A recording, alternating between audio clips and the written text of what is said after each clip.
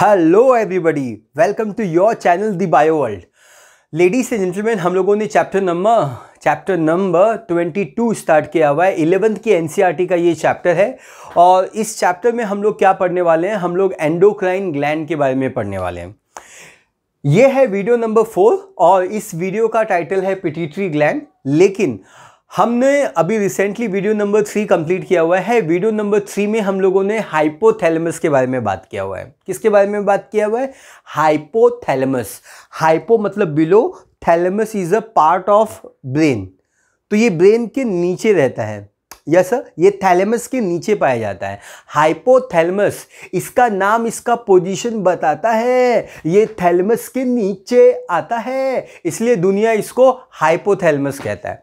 लेकिन हाइपोथैलेमस आज का लेक्चर नहीं है।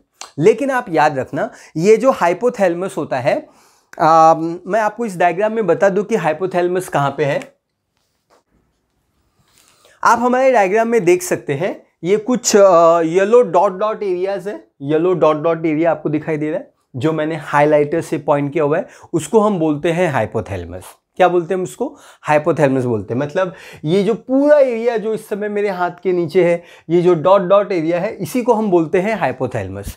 तो हाइपोथैलेमस नर्वस इन नेचर है। हाइपोथैलेमस ब्रेन का हिस्सा है। ये फोर ब्रेन का पार्ट है। ये सारी बातें आपको लास्ट लेक्चर में सीखने को मिली। तो अगर आप इस लेक्चर पे फर्स्ट टाइम आए हुए हैं तो और आपको कोई भी बैकग्राउंड नहीं है इस चैप्टर का, तो मेरा रिक्वेस्ट है कि आप कम से कम ये तीनों वीडियो देख के फिर से आप इस वीडियो नंबर 4 पे आइए। देयर आर 3 वीडियोस जो आपको फिनिश करना है ये वीडियो पे आने से पहले। आई थिंक कॉन्सेप्ट क्लियर है, पक्का? तो चलो लेडीज एंड जेंटलमैन, हम लोग क्या बात करने वाले हैं? हम लोग इस समय बात करने वाले हैं कि पिट्यूटरी ग्लैंड के बारे में। तो मेरा सबसे पहला सवाल आप सभी से होगा कि पिट्यूटरी ग्लैंड क्या है। आपको समझ में आना चाहिए कि pituitary gland, come on India, come on. Pituitary gland आपके बॉडी का, आपके इस बॉडी का स्मॉलेस्ट एंडोक्राइन ग्लैंड है। ये स्मॉलेस्ट एंडोक्राइन ग्लैंड है और इसको हम बोलते हैं मास्टर एंडोक्राइन ग्लैंड। क्यों बोलते हैं हम इसको master endocrine gland of the body? हम इसको master endocrine gland of the body इसलिए बोलते हैं क्योंकि ये ग्लैंड जिसको हम बोलते हैं पिट्यूटरी ग्लैंड, ये पिट्यूटरी ग्लैंड आपके other endocrine gland of the body को कंट्रोल में करता है। Is that clear? Yes sir. तो हम चलो सबसे पहला पॉइंट लिखते हैं। सबसे पहला पॉइंट रहेगा pituitary gland is called as a master endocrine gland of the body. Why? Because it controls the other endocrine gland of the body. Clear? Good.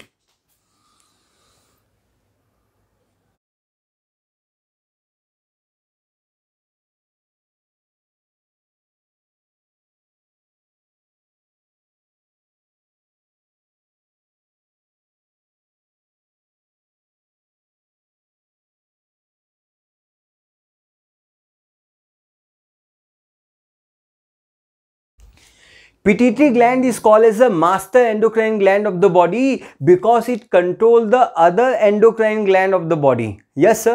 और that's why हम इसको master endocrine gland बोलते हैं। अब आपको ये समझना होगा कि इस ग्लैंड को हम लोग हाइपोफाइसिस सेरेब्री भी बोलते हैं। इस ग्लैंड का दूसरा नाम होता है hypophysis cerebri.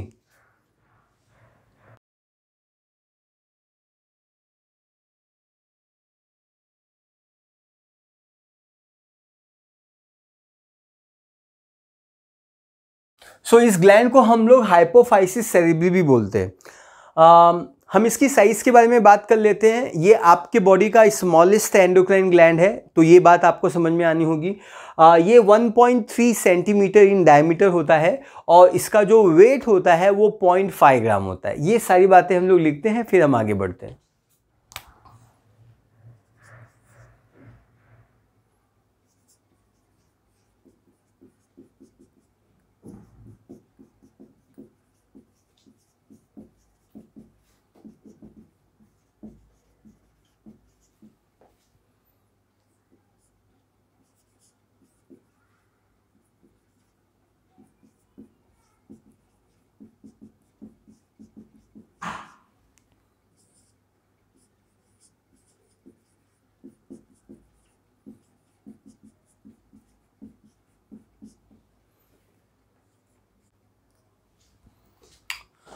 So it is the smallest endocrine, 1.3 centimetre इसका डायमीटर होगा और 0.5 ग्राम इन वेट होगा।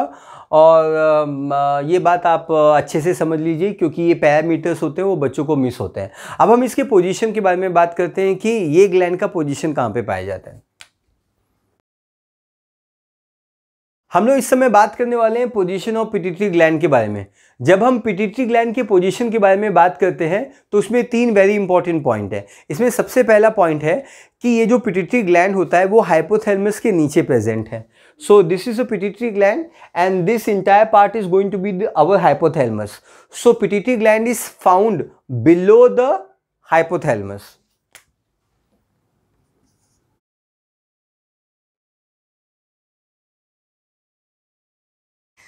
देन हमारा ये जो पिट्यूटरी ग्लैंड होता है वो एक बोन की कैविटी में प्रेजेंट होता है। तो देखिए इसको, इस बात को समझने की कोशिश कीजिए। देखिए बच्चों, आपके पास स्कल है। अब बच्चों को ये समझना होगा कि स्कल क्या होता है। ये जो मेरा चेहरा है इसको हम लोग बोलते हैं फेशियल बोन। ये जो फेशियल बोन है और ये जो मेरा खोपड़ी है, खोपड़ी मतलब खोपड़ी को हम क्रैनियम बोलते हैं, फेस को हम फेशियल बोन बोलते हैं, ये पूरा स्ट्रक्चर को हम स्कल बोलते हैं। स्कल में, हमारे स्कल में, स्कल समझ में आया, skull is equal to cranium brain box plus facial bone. Skull जो होता है वो फेशियल बोन और क्रेनियम के ज्वाइन होने से बनता है। अब हमारा जो स्कल है उसमें एक बोन पाया जाता है जिसको हम बोलते हैं स्फिनॉइड बोन।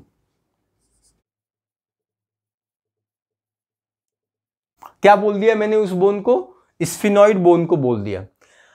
आप जरा इस डायग्राम में इसको समझने की कोशिश भी कीजिए साथ में।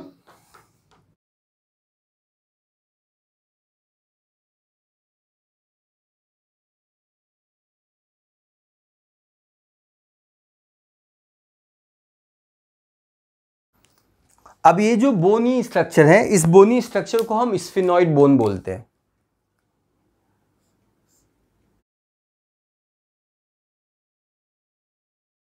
अब इस बोन के अंदर आपको ये ब्लैक कलर की कैविटी दिखाई दे रही है, मैंने ब्लैक किया उसको। उस कैविटी को हम बोलते हैं सेला टर्सिका।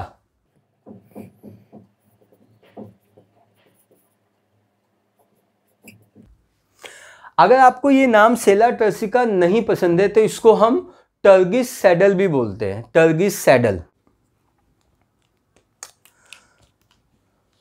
तो ये जो स्फिनॉइड बोन है, this is called sphenoid bone, है ना।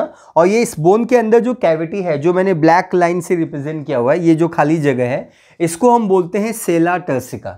क्या बोलते हैं हम इसको? सेला टर्सिका। सेला टर्सिका अगर आपको नाम पसंद नहीं है तो इसको हम तुर्किश सैडल भी बोलते हैं। टर्किश तुर्की लोग थे, हिस्ट्री में आपने पढ़ा होगा। तुर्किश सैडल भी हम इसको नाम बोलते हैं। अगर आपको तुर्किश सैडल नाम पसंद नहीं है तो hypophyseal fossa, yes sir, pituitary gland को हम लोग सेरेब्रो हाइपोफाइसिस बोलते हैं ना। कहाँ पे लिखा हुआ है हमने? या हाइपोफाइसिस सेरेब्रे, तो इसको हम हाइपोफाइजियल फोसा भी बोलते हैं। तो इस पार्ट को जरा हम समझने की कोशिश करते हैं। मैंने आपको अभी तक क्या बताया? मैंने आपको बताया कि ये स्कल है, स्कल के पास स्फिनॉइड बोन है और ये जो बोन है इसके अंदर कैविटी है, बोन के अंदर कैविटी है और इस कैविटी का नाम ही है सेला टर्सिका, या इसको हम बोलते हैं टर्किश सैडल। ये जो तुर्की लोग होते हैं ना, तुर्की लोग, उनका वो जिस घोड़े पे बैठते हैं तो घोड़े के ऊपर जो सीट होता है ना, वो सीट का जो शेप होता है ना, वो कुछ ऐसा शेप होता है और यहाँ पे बैठते हैं, इसलिए हम इसको तुर्की सैडल बोलते हैं। Yes sir. इसका तीसरा नाम है हाइपोफाइजियल फोसा।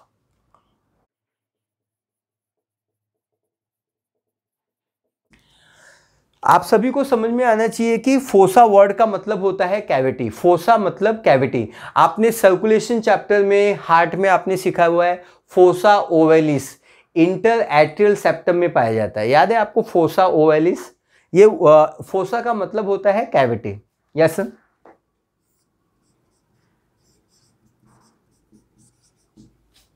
तो आई थिंक ये पार्ट मैंने आपको समझाया। पोजीशन है, it is below the hypothalamus. In the skull there is a sphenoid bone, this bone has a cavity, और इस कैविटी का नाम है सेला टर्सिका, पहला नाम। दूसरा नाम टर्किश सैडल, क्यों बोलते हैं तुर्किश सैडल आपको मालूम है, हाइपोफाइजियल फोसा। और इस कैविटी के अंदर हम लोगों का कौन प्रेजेंट रहता है, कम ऑन इंडिया, यही है पिट्यूटरी ग्लैंड, यही ग्लैंड इसके अंदर प्रेजेंट होता है। तो यहाँ पे exactly pituitary gland is going to be located, यहाँ पे पिट्यूटरी ग्लैंड प्रेजेंट होगा। अब मेरे को मुझे एक और थर्ड पॉइंट बताना है। ये जो पिट्यूटरी ग्लैंड होता है ना, वो हमारे ब्रेन से कनेक्टेड रहता है, ऐसे खाली नहीं रहता है। ये जो पिट्यूटरी ग्लैंड है और ये हाइपोथैलेमस है, हाइपोथैलेमस हमारा ब्रेन का पार्ट है और पिट्यूटरी ग्लैंड हाइपोथैलेमस से कनेक्टेड रहता है। आप ये स्टॉक देख सकते हैं, ये स्टॉक, इस स्टॉक को हम बोलते हैं इनफंडिबुलम। क्या बोलते हैं हम इसको, इनफंडिबुलम। इनफंडिबुलम जब भी वर्ड आएगा इसका मतलब होता है इलोंगेटेड स्ट्रक्चर या स्टॉक की तरह, स्टॉक की तरह इलोंगेटेड स्ट्रक्चर। तो this structure,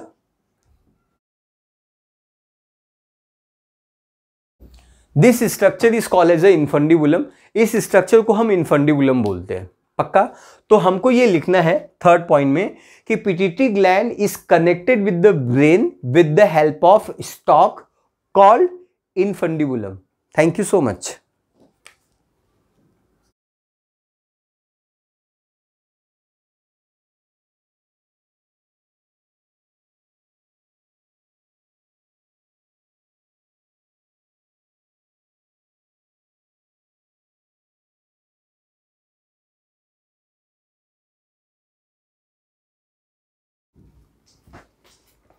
I think this much part is very clear to you. और अब हम लोग जाएंगे, बात करेंगे इस पिट्यूटरी ग्लैंड के ऑरिजिन के बारे में। यस सर, ऑरिजिन के बारे में बात करेंगे and then will also talk about this particular diagram. So but I need some space, और स्पेस पाने के लिए क्या करना होता है आपको पता है। ओके, सो अभी हम लोग क्या बात करने वाले हैं, हम अगले पॉइंट पे फोकस करने वाले हैं। अगला पॉइंट ये है कि ये जो पिट्यूटरी ग्लैंड होती है इसका ऑरिजिन क्या होता है, हम इसके ऑरिजिन के बारे में बात करने वाले हैं।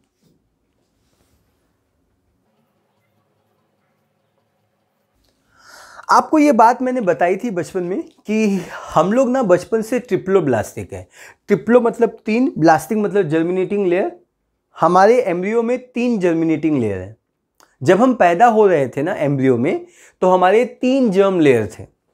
जर्मिनेटिंग लेयर कितने थे, 3 थे, एक यहां का ले लिया, बस 3 जर्म लेयर थे। Outer ectoderm, inner endoderm. बाहर जो आएगा एक्टोडर्म कहलाएगा, अंदर जो आएगा एंडोडर्म कहलाएगा, जो बीच में रह जाएगा वो मीसोडर्म कहलाएगा। और जो मेरी बॉडी होती है, हमारी जो बॉडी होती है, वो तीनों जर्मिनेटिंग लेयर से बनती है। हमारे बॉडी के कुछ पार्ट्स एक्टोडर्म से बनते हैं, हमारे बॉडी के कुछ पार्ट मीसोडर्म से बनते हैं, हमारे बॉडी के कुछ पार्ट एंडोडर्म से बनते हैं। Is that clear? और मेरा आप सबको ये सवाल है कि ये पिट्यूटरी ग्लैंड किससे बना हुआ है, एक्टोडर्म, एंडोडर्म या मीसोडर्म? क्लियर है? तो जवाब ये है कि it is made up of ectoderm. लेकिन इसका ऑरिजिन डुअल है, इसमें थोड़ा सा ट्विस्ट है, जरा आप इसको समझिए।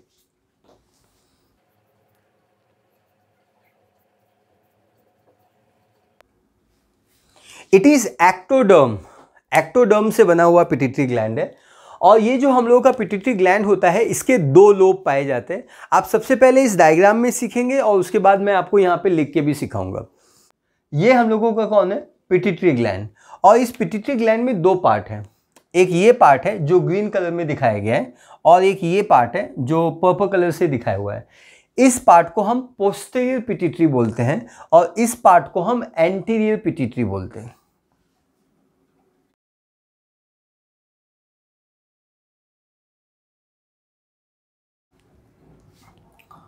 And this part is called as a anterior pituitary.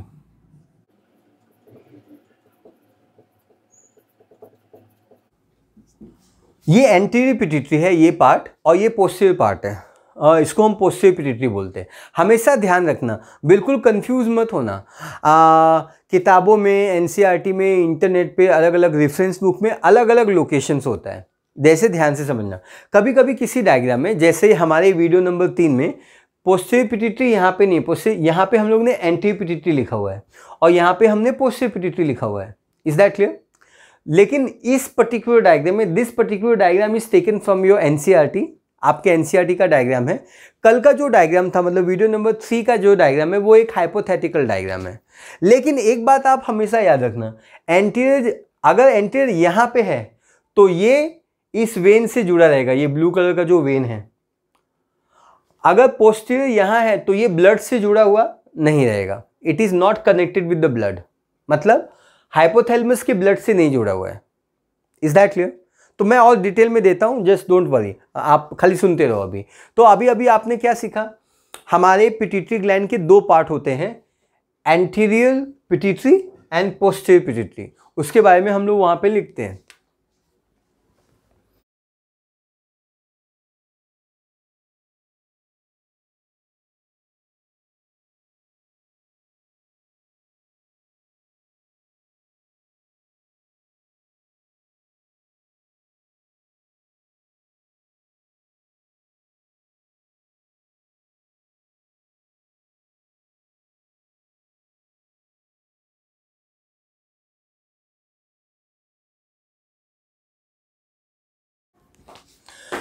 तो आप देख सकते हैं हमारे पिट्यूटरी ग्लैंड के दो लोब होते हैं, adeno hypophysis and neuro hypophysis.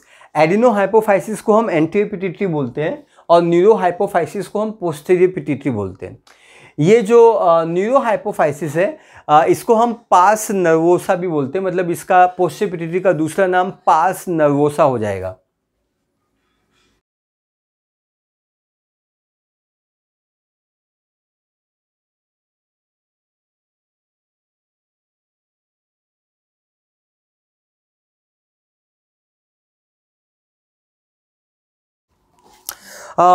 बिल्कुल सही, कीप अंडरस्टैंडिंग। आप देखिए यहां पे स्ट्रक्चर है,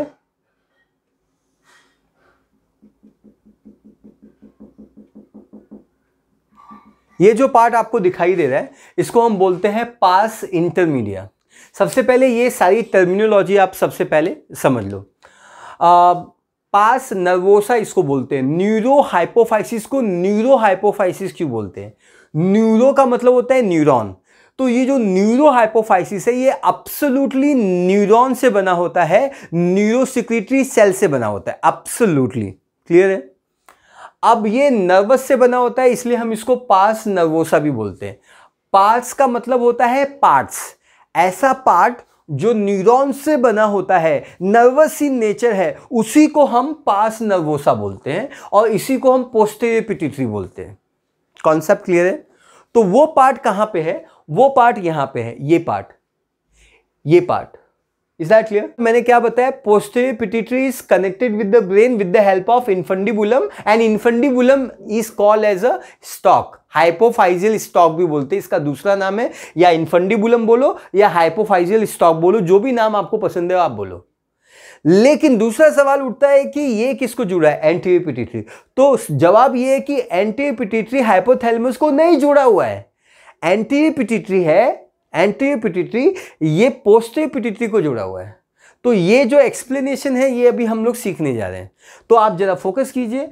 पास nervosa, neurohypophysis, posterior pituitary, ये एक ही नाम है, ये एब्सोल्यूट तरीके से न्यूरॉन से बना होता है, ग्रीन कलर के न्यूरॉन से बना होता है, ब्लू कलर के न्यूरॉन से बना होता है, दोनों का अलग अलग नाम है, थोड़ी देर में बताता हूं।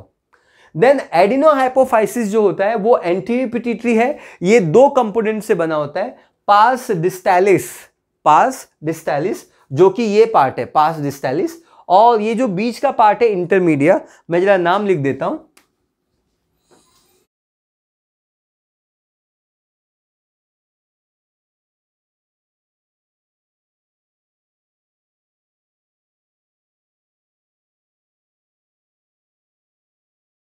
इसको हम पास इंटरमीडिया बोल देते हैं। Then this part is called intermedia. ये जो पोस्टीरियर पिट्यूटरी है इसी को हम लोग क्या बोलते हैं? पास नर्वोसा। इनफंडिबुलम का दूसरा नाम है हाइपोफाइजियल स्टॉक।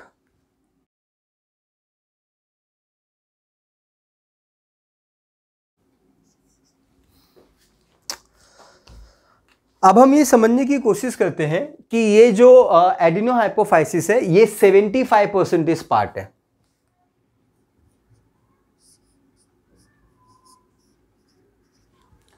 जबकि जो न्यूरोहाइपोफाइसिस है इट इज जस्ट 25%।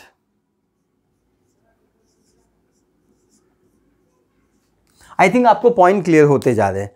देन हम लोग बात करने वाले हैं कि एडिनोहाइपोफाइसिस ऑरिजिन क्या है और न्यूरोहाइपोफाइसिस का ऑरिजिन है। कान खोल के सुनना, दोनों का ऑरिजिन एक्टोडर्म है, दोनों का ऑरिजिन क्या है, एक्टोडर्म है। लेकिन एडिनोहाइपोफाइसिस ओरल एक्टोडर्म से बनता है। ओरल एक्टोडर्म, ओरल मतलब माउथ, एक्टोडर्म मतलब एक्टोडर्म, ऐसा एक्टोडर्म जो आपका माउथ बनाता है उसी को हम ओरल एक्टोडर्म बोलते हैं। और ये जो न्यूरोहाइपोफाइसिस होता है वो बना होता है न्यूरल एक्टोडर्म से। तो दोनों एक्टोडर्म है कि नहीं, ये ओरल एक्टोडर्म से बना हुआ है, ये न्यूरल एक्टोडर्म से हुआ है, दोनों एक्टोडर्म है, इसलिए मैंने यहां पे लिखा हुआ है एक्टोडर्म। लेकिन ये जो एक्टोडर्म है वो अलग अलग जगह का है। ये माउथ का एक्टोडर्म है और ये न्यूरॉन का एक्टोडर्म है, न्यूरल एक्टोडर्म है, ब्रेन का एक्टोडर्म है। लिखता हूं फिर और बताता हूं।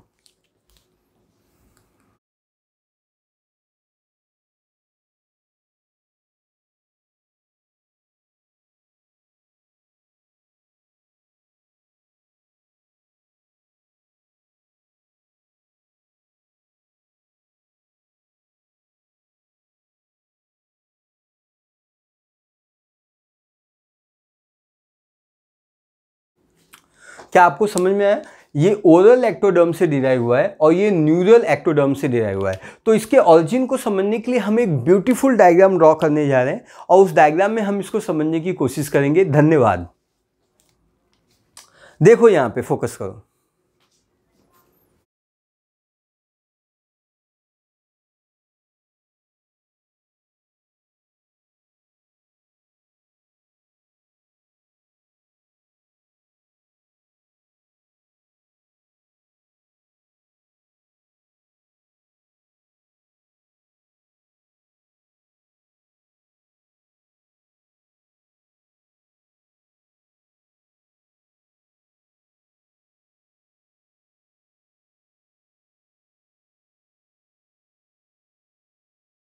सबसे पहले आप ये समझ लो, इनके नाम अच्छे से समझ लो।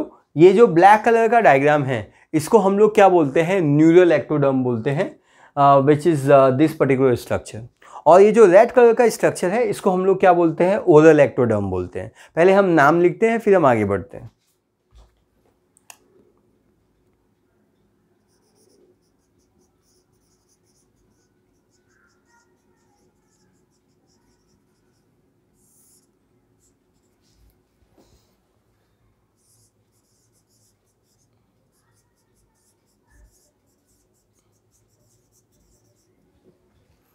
आई think this concept is clear.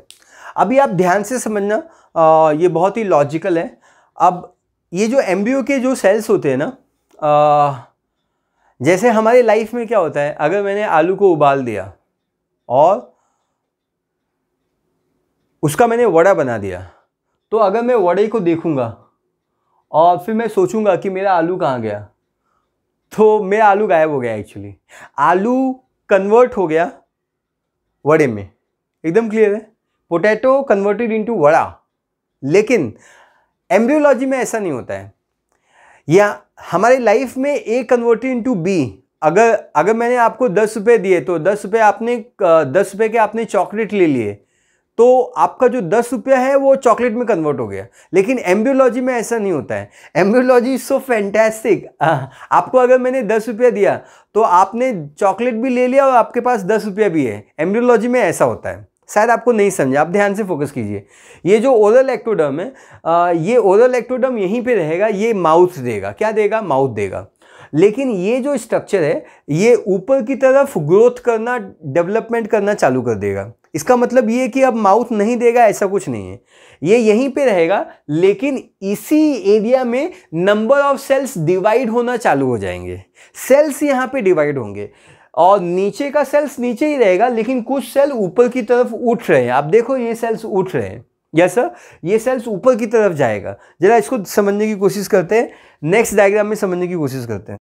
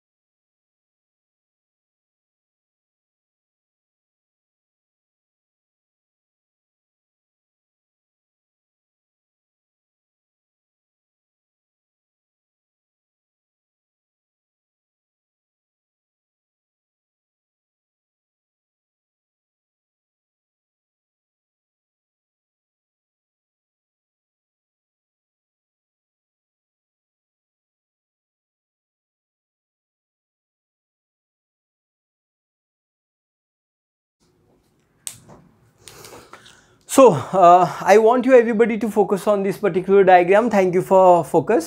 ये स्टेज 1 डायग्राम है, ये स्टेज 2 डायग्राम है और ये स्टेज नंबर 3 डायग्राम है। और ये तीनों स्टेज के बाद आपको पूरा अच्छे से समझ में आ जाता है कि पिट्यूटरी ग्लैंड को डुअल ऑरिजिन क्यों बोलते हैं। हमेशा याद रखना, इसको डबल ऑरिजिन का ग्लैंड बोला जाता है, लेकिन दोनों के दोनों जो लोब होते हैं वो एक्टोडर्म से ही बनते हैं।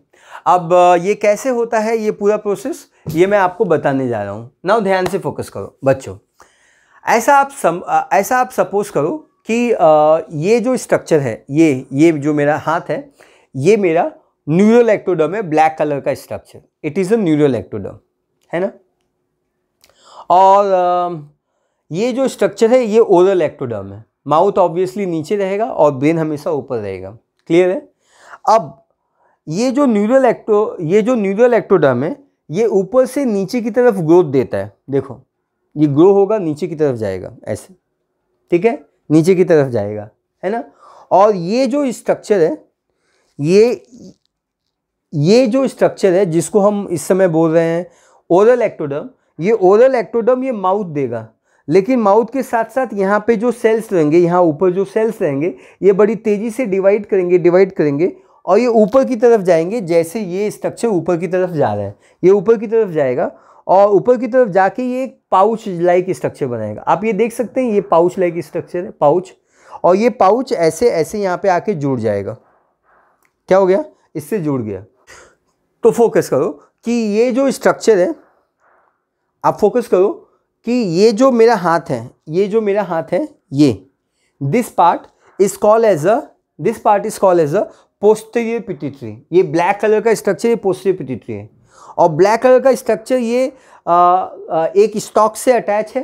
ये स्टॉक को हम बोलते हैं हाइपोफाइजियल स्टॉक, ठीक है। और ये हम लोगों का posterior pituitary, this part is a posterior pituitary. ये ऊपर ही रहेगा, लेकिन ये जो टिश्यू है ओरल एक्टोडर्म ये ऊपर की तरफ जाएगा और नीचे से अपना कांटेक्ट छूट लेगा। ये रेड कलर ऊपर की तरफ गया और फिर नीचे वाले ओरल एक्टोडर्म से अपना कनेक्शन छोड़ दिया और बाद में ये इसको आके बाइंड कर लिया। तो ये है हम लोगों का पोस्टीरियर पिट्यूटरी और ये है हम लोगों का anterior pituitary. Is that clear. और ये है हम लोगों का स्टॉक। और बिल्कुल वैसा ही स्ट्रक्चर हमको इस समय यहाँ पे दिखाई दे रहा है। Yes sir. सो आप देख सकते हैं, this is called as a Rathke's pouch. ये जो पाउच लाइक स्ट्रक्चर है जो ओरल एक्टोडर्म में बना हुआ है उसको हम रैट के पाउच बोलते हैं। रैट के नाम का साइंटिस्ट था जिसने इस पाउच को डिस्कवर किया, उसके नाम पे इसका नाम पड़ा, इसलिए इसको आज रैट के पाउच बोलते हैं। देन ये रैट के पाउच है और ये जो स्ट्रक्चर है इसको हम बोलते हैं स्टॉक, इनफंडिबुलर स्टॉक। देन ये जो रेड स्ट्रक्चर है इसको हम क्या बोलते हैं, इसको हम बोलते हैं एंटीरियर पिट्यूटरी।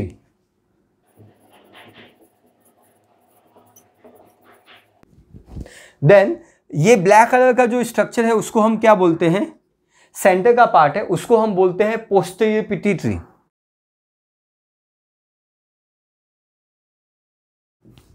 आई थिंक आपको ये कॉन्सेप्ट क्लियर हो गया। तो आपको समझ में आया कि ओरल एक्टोडर्म अभी भी यहीं पे है। मैंने बोला ना आपको मैं 10 रुपीज दूंगा, आप दुकान पे जाओगे, आप चॉकलेट लोगे, दुकानदार आपसे पैसे लेना भूल गया, अब आपके पास 10 रुपए भी हैं और आपके पास चॉकलेट भी है, मतलब ओरल एक्टोडर्म यहीं का यहीं पड़ा हुआ है और आपको एंटीरियर पिट्यूटरी भी मिल गया है। क्यों ऐसा होता है एम्ब्रियो में? क्योंकि ये जो सेल्स होते हैं वो डिवाइडिंग स्टेज में होते हैं, ये कंटिन्यूसली डिवाइड करते हैं और जब ये डिवाइड करते हैं तो ये नया सेल ग्रोथ देते हैं। Is that clear? तो ये इसका ऑरिजिन है और इसका डुअल ऑरिजिन है, ये आपको समझ में आ गया। और एक बात है जो आपको समझ में आ गई, वो ये है कि ये जो पास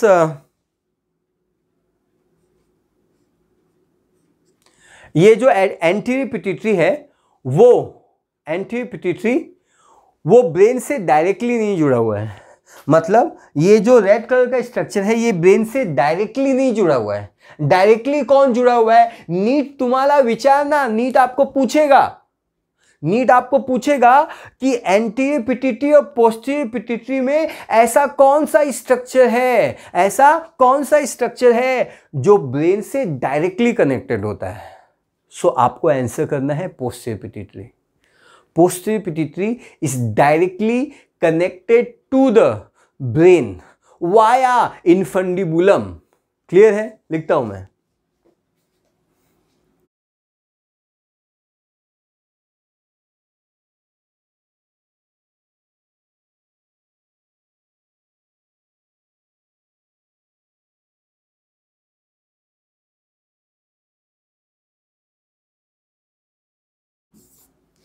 पॉइंट नंबर 4, ये कैसे कनेक्टेड है? क्या एंटीरियर पिट्यूटरी ब्रेन से कनेक्टेड है? तो इसका जवाब होगा यस। इसका जवाब होगा यस। अरे पोस्टीरियर पिट्यूटरी भी ब्रेन से कनेक्टेड है, एंटीरियर पिट्यूटरी भी ब्रेन से कनेक्टेड है, लेकिन पोस्टीरियर पिट्यूटरी डायरेक्टली कनेक्टेड है, डायरेक्टली कनेक्टेड है। लेकिन जो एंटीरियर पिट्यूटरी होता है वो किससे कनेक्टेड रहता है? जरा मैं चाहता हूं कि आप इस डायग्राम को फोकस करें। आप इस डायग्राम में देख सकते हैं कि ये जो ब्लू कलर का स्ट्रक्चर है इसको हम बोलते हैं हाइपोफाइजियल पोर्टल वेन, जो मैंने आपको वीडियो नंबर 3 में एक्सप्लेन किया हुआ है।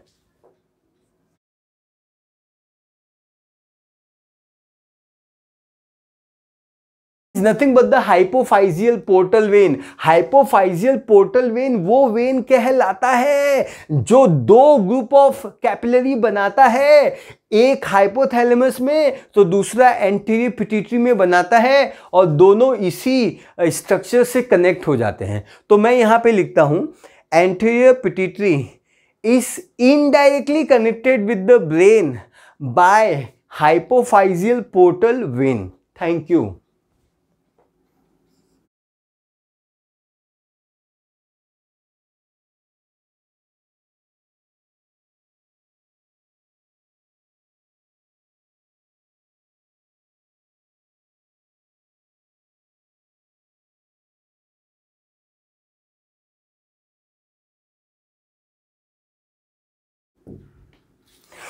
ये हाइपोफाइजियल पोर्टल वेन से कनेक्टेड है। I think this logic and this concept is also very very clear to you. Is very clear. अब हम लोग ये भी बात कर लेते हैं कि anterior pituitary connected indirectly with the brain by hypophyseal portal vein. तो एंटीरियर पिट्यूटरी को कंट्रोल कौन करता है? अब ये जो रेड कलर का स्ट्रक्चर है anterior pituitary, that is this part, it is controlled by the hypothalamus. कैसे कंट्रोल होता है? बाय हाइपोथैलेमस के हार्मोन। हाइपोथैलेमस के 9 डिफरेंट हार्मोन होते हैं। 9 डिफरेंट हार्मोन का डिस्कशन मैंने वीडियो नंबर 3 में किया हुआ है। वो सारे हार्मोन को हम न्यूरो हार्मोन बोलते हैं या हम उसको रिलीजिंग फैक्टर बोलते हैं और उसमें से कुछ फैक्टर इनहिबिटिंग भी होते हैं। तो ये पॉइंट भी हम लोग लिख लेते हैं। Yes sir.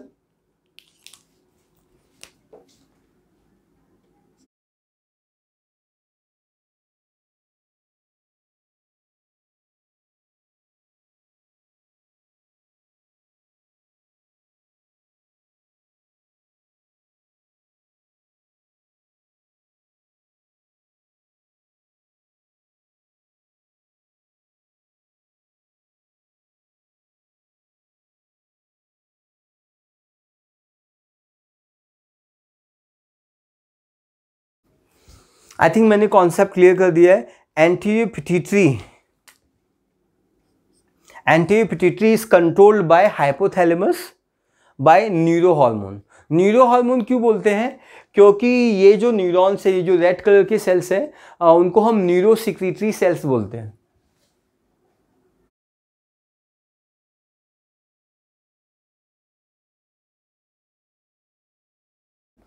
तो ये जो न्यूरो सिक्रीटरी सेल्स होते हैं, ये हार्मोन इस ब्लड में डालेंगे, ब्लड में, जैसे ये कैपिलरीज में आएंगे, फिर ये हार्मोन यहाँ पे ट्रैवल करेंगे, ऐसे ट्रैवल करेंगे और फिर this hormone will come in the कहाँ पे आएंगे? एंटीरियर पिट्यूटरी में आएंगे। ये रहा एंटीरियर पिट्यूटरी, और एंटीरियर पिट्यूटरी में आके वो एंटीरियर पिट्यूटरी के द्वारा जो भी हार्मोन है उसके सिक्रीशन को कंट्रोल करेंगे। जैसे growth hormone releasing factor growth hormone के सिक्रीशन को कंट्रोल करेगा। तो ये बात मैं अभी हार्मोन्स के अंदर डिटेल में समझाऊंगा आपको, do not worry about this right now. आप ये ऐसा बस सीख के जाइए कि anterior pituitary control by hypothalamus by neuro hormone, और ये न्यूरो हार्मोन दो टाइप के होंगे, they may be releasing factor और they may be inhibiting factor. I think this concept is very very clear to you. समझ में आया आपको ये concept? Very good.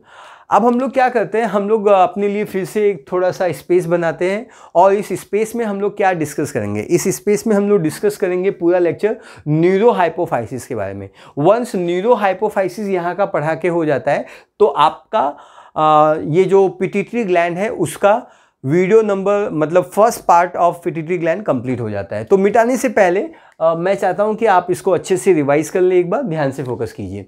Origin ectoderm है, इसके दो लोब होते हैं, adeno hypophysis and neuro hypophysis. Anterior pituitary भी बोलते हैं, इसको हम पोस्टीरियर पिट्यूटरी बोलते हैं। पोस्टीरियर पिट्यूटरी 100% नर्वस से बना होता है, न्यूरॉन से बना होता है, इसलिए हम इसको पास नर्वोसा भी बोलते हैं। ये 25% है, ये 75% है। इसके अंदर दो इंपॉर्टेंट कंपोनेंट आते हैं, पास डिस्टालिस एंड पास इंटरमीडिया, और इसको हम एंटीरियर पिट्यूटरी भी बोलते हैं।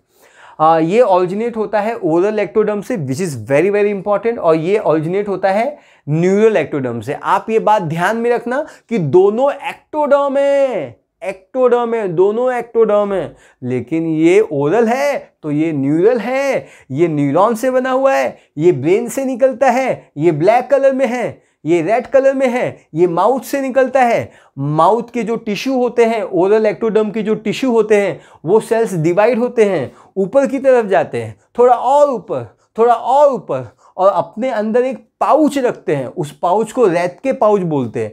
और ये इतना ऊपर जाते हैं कि ये ओरल एक्टोडर्म से कांटेक्ट लूज कर देते हैं।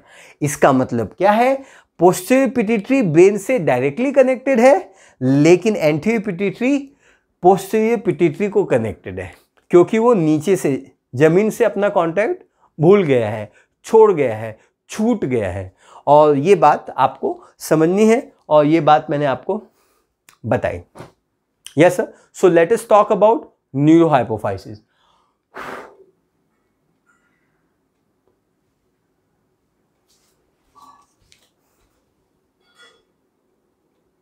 बिफोर हम आगे जाएं, मैं चाहता हूं कि आप इस डायग्राम पे फोकस कर लीजिए। आप देख सकते हैं इस डायग्राम में, ये रियल डायग्राम है, इसमें ब्लैक कलर में न्यूरल एक्टोडर्म है जिसको हम 1 नंबर बोलते हैं, और रेड कलर में there is a oral ectoderm. क्या मैंने सही बोला? रेड कलर में ओरल एक्टोडर्म है नंबर 2। अब आप देख सकते हैं कि जो न्यूरल एक्टोडर्म है वो नीचे की तरफ ग्रोथ कर रहा है, जबकि जो रेड कलर का ओरल एक्टोडर्म है वो ऊपर की तरफ ग्रोथ कर रहा है। लेकिन ऊपर की तरफ ग्रोथ करते वक्त वो खुद नहीं जा रहा है, वो कुछ सेल्स दे रहा है, वो सेल्स लेयर के फॉर्म में ऊपर की तरफ बल्ज आउट हो रहे हैं। जब ये ऊपर की तरफ रेड कलर स्ट्रक्चर जा रहा है तो आप बीच में देख सकते हैं एक पाउच लाइक स्ट्रक्चर बना हुआ है, और उस पाउच लाइक स्ट्रक्चर को हम लोग रैट के पाउच बोलते हैं। रैट के मेरा नाम नहीं है, जिसका भी नाम हो उसने इसको डिस्कवर किया, इसलिए इसको रैट के पाउच बोलते हैं। अब आगे देखिए, आगे की स्टोरी ये है कि रैट के पाउच की स्टोरी ये है कि दूसरे डायग्राम में ये बड़ी तेजी से रेड कलर वाला ऊपर की तरफ ग्रो हो रहा है, और तीसरे डायग्राम में इसने ओरल एक्टोडर्म से अपना पूरा कनेक्शन ही लॉस कर दिया। अब ये जो रेड कलर स्ट्रक्चर है वो एडिनो हाइपोफाइसिस बना रहा है थर्ड स्टेज के डायग्राम में, और जो ब्लैक कलर है वो अभी भी नर्वस मतलब न्यूरो हाइपोफाइसिस बना रहा है। I think this concept is clear. Nervous मतलब न्यूरो हाइपोफाइसिस बना रहा है। I think this concept is clear. हाँ, अब हम लोग जा रहे हैं बात करने न्यूरो हाइपोफाइसिस के बारे में। हमने एडिनो हाइपोफाइसिस के बारे में जो भी बेस्ट नॉलेज देना था वो मैंने आपको बता दिया हुआ है। मैंने ये बता दिया हुआ है कि anterior pituitary hypophyseal portal vein से कनेक्टेड रहता है, ये रिलीजिंग हार्मोन और इनहिबिटिंग हार्मोन प्रोड्यूस करता है, इसको हम न्यूरो हार्मोन बोलते हैं। ये सारी बातें मैंने आपको बता दी। अब वक्त ये आ गया है कि मैं न्यूरो हाइपोफाइसिस के बारे में थोड़ी और जानकारियां आपको दूं। सो जानकारी नंबर 1, इंफॉर्मेशन नंबर 1, सबसे पहली ये जानकारी है कि ये जो पोस्टीरियर पिट्यूटरी होता है वो डायरेक्टली कनेक्टेड रहता है इन्फंडिबुलम से, और हमारे हाइपोथैलेमस में 2 कलर के न्यूरॉन्स हैं। एक्चुअली 2 कलर में होते नहीं है, मैं इस डायग्राम में आपको 2 कलर बताया हुआ। एक कलर होता है ग्रीन कलर और दूसरा होता है ब्लू कलर का न्यूरॉन। ये भी न्यूरोसिक्रीटरी सेल्स हैं, बिल्कुल उसी तरीके से जैसे ये रेड कलर का न्यूरोसिक्रीटरी सेल है। डिफरेंस इतना है कि ये जो रेड कलर का न्यूरोसिक्रीटरी सेल्स है वो releasing factor, inhibiting factor secrete करता है, वो पोर्टल वेन में आता है, वो एंटीरियर पिट्यूटरी को कंट्रोल करता है। लेकिन ये जो ग्रीन कलर और ये जो ब्लू कलर के सेल्स है इनका 2 नाम है। एक सेल को हम बोलते हैं सुप्रा ऑप्टिक न्यूक्लियाई और दूसरे को हम बोलते हैं पैरावेंट्रिकुलर न्यूक्लियाई। मैंने आपको वीडियो नंबर 3 में बताया था न्यूरोसिक्रीटरी सेल को हम प्यार से न्यूक्लियाई भी बोलते हैं। यस सर, तो इन दोनों का पहले नाम लिखते हैं और फिर आगे देखते हैं। Thank you.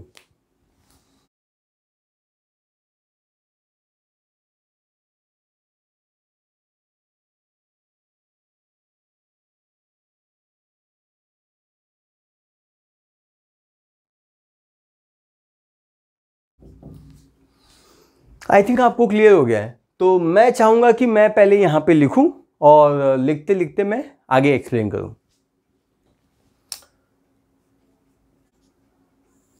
ये हाइपोथैलेमस है। हाइपोथैलेमस में 2 सेल्स है, 2 न्यूरोसिक्रीटरी सेल्स है। एक को हम बोलते हैं सुप्रा ऑप्टिक न्यूक्लियाई, दूसरे को हम बोलते हैं पैरावेंट्रिकुलर न्यूक्लियाई।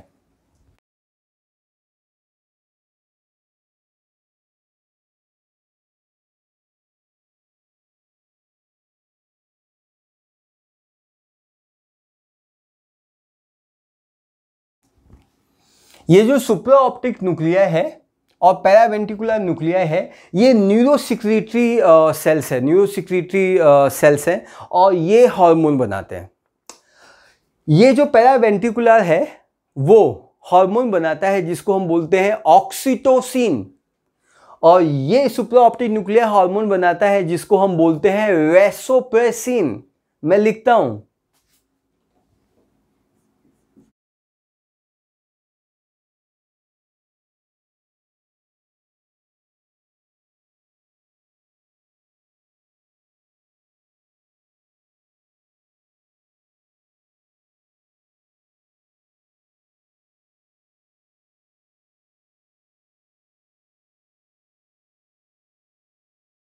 मुझे तो समझ में आ गया। यस सर, मुझे क्या समझ में आ गया कि सिंथेसाइज और सिंथेसाइज दोनों की स्पेलिंग अलग अलग है। तो आप जाने दो, स्पेलिंग के पीछे मत जाओ। आप ये सीखो कि ये जो पैरावेंट्रिकुलर न्यूक्लियाई है ये हार्मोन बनाता है, उस हार्मोन का नाम है ऑक्सीटोसिन, और ये जो सुप्रा ऑप्टिक न्यूक्लियाई है ये हार्मोन बनाता है, हार्मोन का नाम है वैसोप्रेसिन। वैसोप्रेसिन हार्मोन का दूसरा नाम है एंटी डायूरेटिक हार्मोन। इसको प्यार से हम एडीएच बोलते हैं, एडीएच।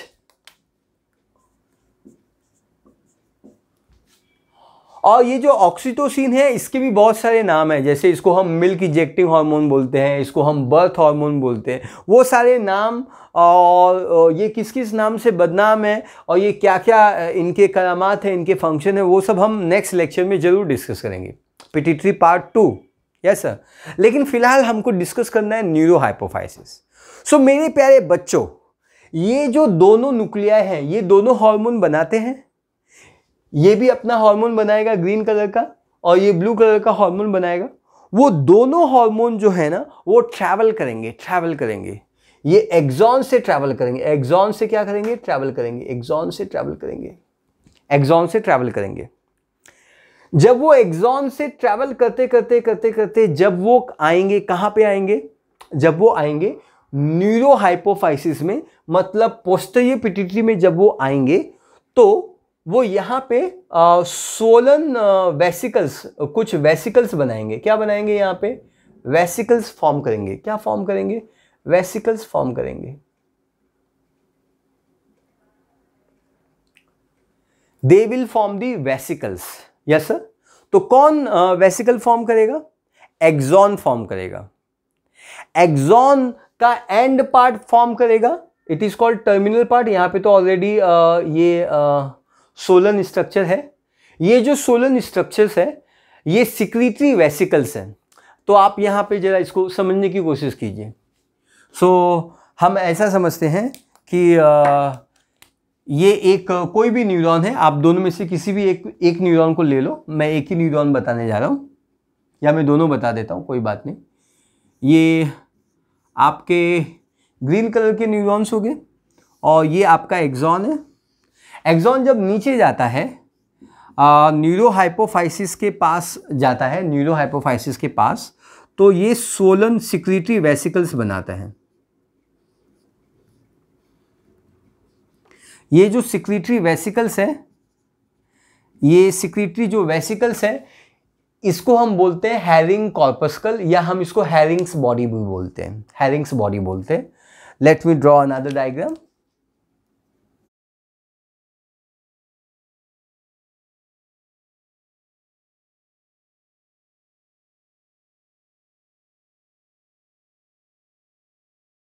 यस सर, आप देख सकते हैं। तो ये जो स्ट्रक्चर्स है इसको हम बोलते हैं हैरिंग्स बॉडी।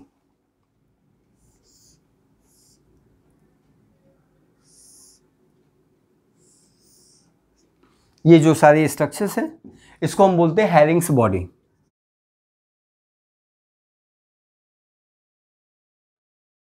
ये हैरिंग्स बॉडी है क्या, ये सिक्रीटरी वेसिकल्स है। ये वेसिकल्स है, vesicle, it is nothing but the vesicle. Vesicle क्या होता है, ये बैग होता है। आपके बैग में क्या है, आपके स्कूल के बैग में, आपके वेजिटेबल के बैग में, आपके फ्रूट के बैग में वो कुछ तो है ना, यहां पे भी कुछ है। कौन है, ऑक्सीटोसिन और वैसोप्रेसिन नाम के हार्मोन्स हैं। तो इसके अंदर हार्मोन्स हैं। So these are the vesicle which store hormone.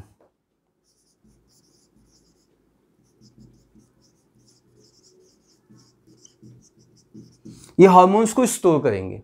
So Herring bodies का फंक्शन क्या होता है, it is a secretory vesicle and it store hormones. कौन से hormone, oxytocin and vasopressin. Clear है। अब आपको ये भी समझ में आना चाहिए कि ये एक्सॉन है, this part is called as axon,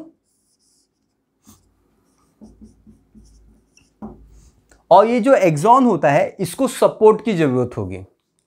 इसको किसकी जरूरत पड़ेगी, सपोर्ट की जरूरत पड़ेगी। तो आप देख सकते हैं यहां पे कुछ सेल्स हैं,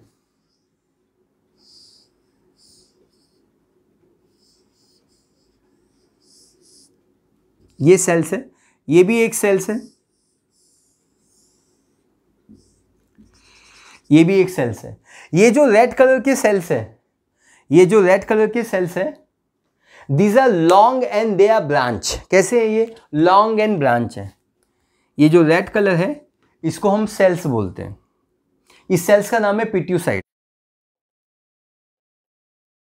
पिट्यूसाइट सेल कैसे हैं, these are long and branch.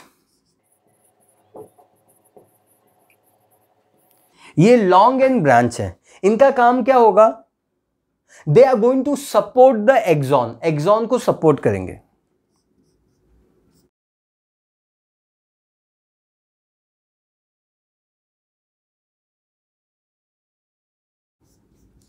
And they help in releasing the secretory vesicle के हार्मोन इनटू द ब्लड। तो यहां पे भी कैपिलरीज पाई जाएगी, there is going to be capillaries, वो कैपिलरीज में रिलीज करवाने का काम ये पिट्यूसाइट करेगा।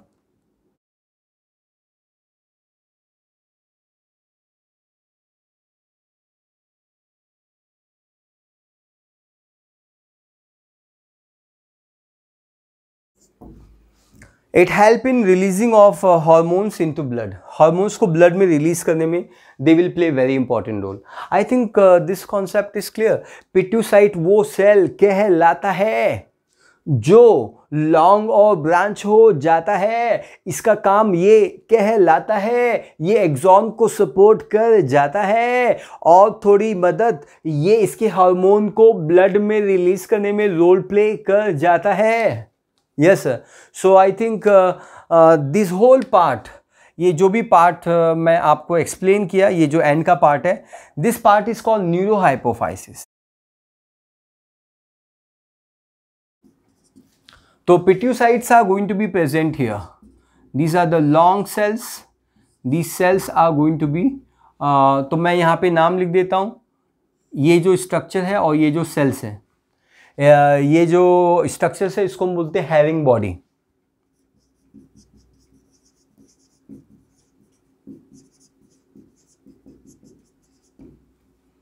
एंड ये जो लॉन्ग ब्रांच सेल्स है, लॉन्ग ब्रांच सेल्स है, और ये सेल्स को हम बोलते हैं पिट्यूसाइट्स।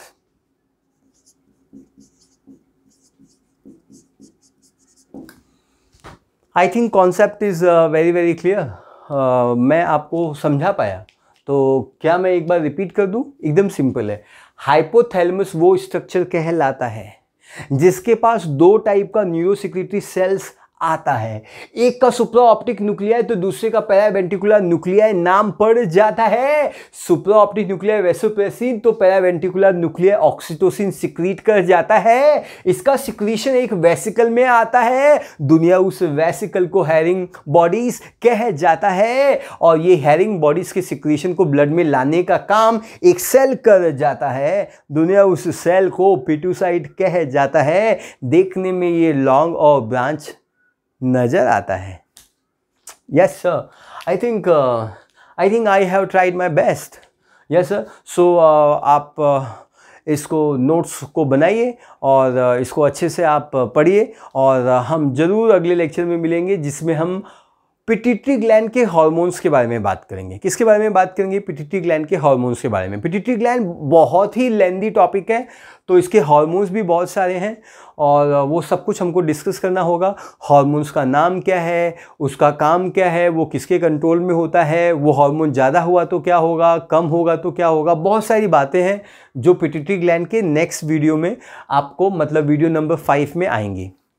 तो आई होप आपको समझ में आया। इनकेस आपको आप कमेंट करके बताइए कैसा लगा आपको वीडियो, और आप शेयर कीजिए अपने फ्रेंड्स को, और thank you so much, God bless you, thank you so much.